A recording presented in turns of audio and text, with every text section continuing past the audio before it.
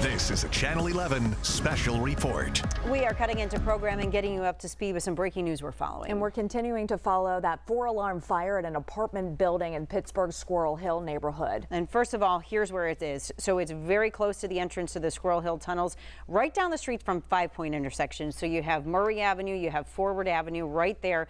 This is one of those apartment buildings. There's several of them. And just want to make a note here, if you're traveling in the area, that ramp from Forward Avenue to the Parkway East is closed right now.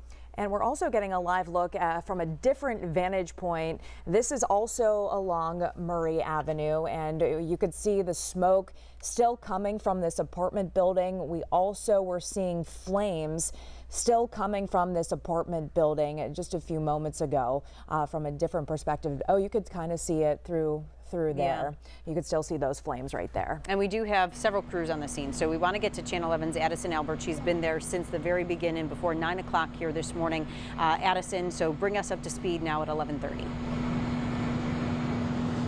Yeah, Jennifer, I just spoke to residents, and they were right here in the auto body shop parking lot right across from Jefferson Avenue, but they've since been moved to the JCC, and they were told through their management that their apartment is now condemned, that they will not be going back to their homes. So a lot of them are devastated. Let's take a look right now.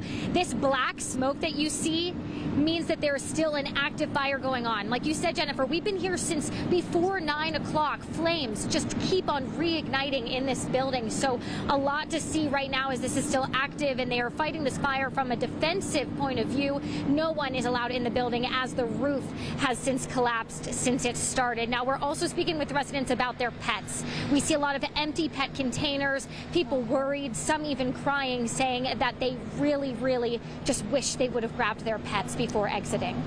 I just want her to get out. You can replace the material things, but not the people or the pets.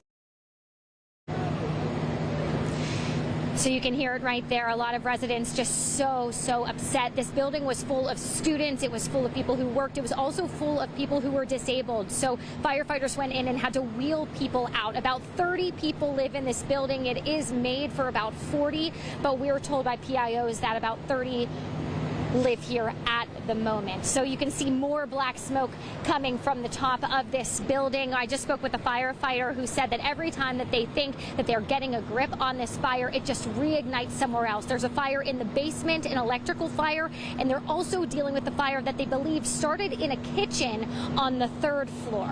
So that is what we are able to grasp just from the officials here on scene. But again, just a lot of devastated residents trying to find out where they're going to stay tonight, as they are told they are not going to be allowed back in their homes.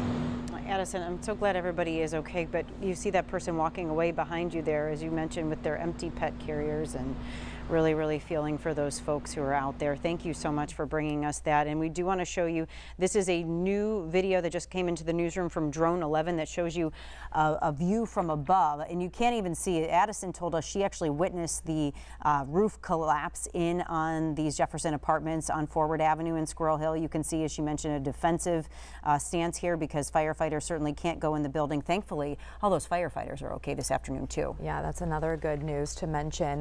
We also know the Salvation Army is out there helping, as well as the Red Cross. And our live Team 11 coverage continues with Channel 11's Gabriella DeLuca, also live in Squirrel Hill with a different perspective. So, Gabby, what are you able to see from where you are?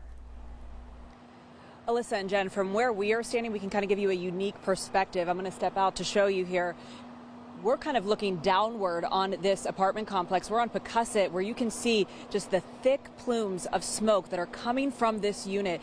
Thick white and black smoke, and if the wind blows the right way, you'll be able to see there are still a lot of flames that are just shooting up from this apartment complex. I'm sure, as Addison said, everyone did get out safely, is what we are hearing, which is great news. But this still is quite a battle for these firefighters. If my photographer Juice can kind of pan over and show you the ladder truck that is spraying that water downward onto those flames. That's been going on since we got here.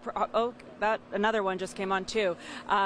That seems to be the attack that they're doing right now, is coming from that upward angle, because firefighters, it's not safe for them to be inside fighting this fire as well. You can see actually a number of them kind of on the ground in front on Forward Avenue, just sort of looking and watching the hoses go down on onto the fire. But again, this is a big battle for these firefighters. And Something else I want to mention is there's a lot of spectators too who are just kind of coming out here to take a look, especially from where we are, take pictures, take videos. I mean, this is something that everyone in this area knows this is going on, and especially I'll tell you, on the way here we hit quite a bit of traffic, and we could smell smoke several miles away as we were on the way getting here, so we knew that this was going to be quite a large fire. And again, you can just see that smoke going into the air from where we are. I heard Addison mention that the roof collapsed, so you know, it gives a clear pathway for all of that smoke. Anyway, we're going to continue to stay out here and monitor this fire, monitor the firefighters who are battling it. Please stay with us, and we'll bring you the latest in a little bit. And Gabriella, thank you so much for that perspective. Just another time. One thing to mention too here, Gabriella said a lot of people in the neighborhood had come out. This is not the first time this neighborhood has had a massive fire right at that corner. 10 years ago in 2015, the old Poli building and the building next door to it caught on fire. And so that was a big loss for the community, even though neither one of those were being used. It's just a, you know, kind of a historic spot in Squirrel Hill. It is, and we found out that apartment building was built in 1920. It has been there for quite some time. And again, we do have multiple crews on the scene right now, more than you saw there, gathering information for us. We're getting new information as well as interviews to bring you more live coverage at noon. Yes, and we'll see you back here in less than a half an hour.